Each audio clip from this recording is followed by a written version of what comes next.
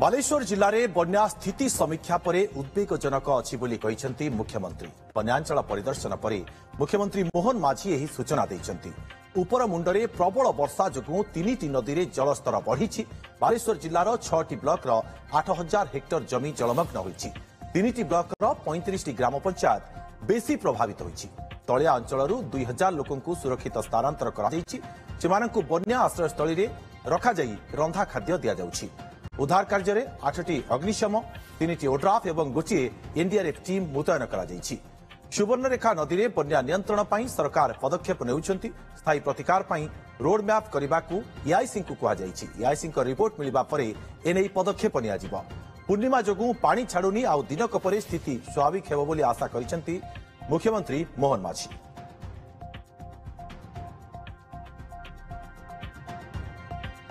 Helicopter दृश्य देखुंट बन्यांचल परिदर्शन baler ये चित्र आम देखा आपण मुख्यमंत्री मोहन माझी आज बन्यांचल परिदर्शन कर एरियल चित्र आपण देखुंट कि भाव में हेलिकॉप्टर माध्यम बन्यांचल परिदर्शन करुले मुख्यमंत्री मोहन माझी।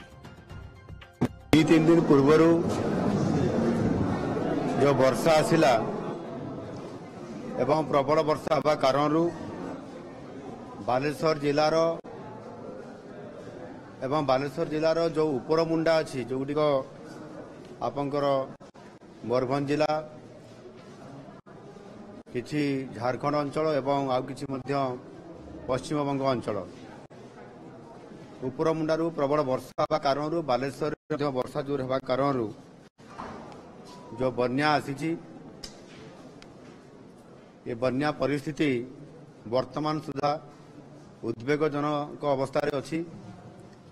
आज जितेबाला यहाँ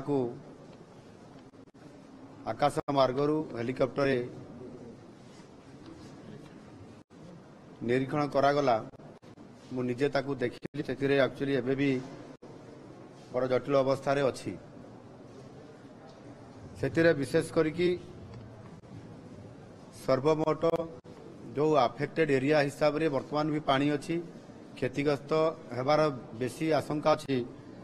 6टी ब्लॉक अच्छी एवं से पाखापाखि 8000 ऊर्ध्व हेक्टर जमी यह प्रभावित होकर जल वर्तमान सुधा घेराबंदी की अच्छी।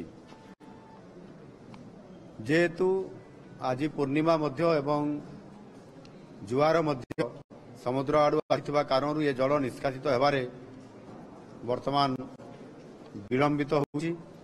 एथिरे विशेष करके 3टी ब्लॉक प्रभावित होइछि एवं पाखापाखि प्राय 35टी ग्राम पंचायत एथिरे अफेक्टेड एरिया हिसाब से जलमग्न अवस्था अच्छी।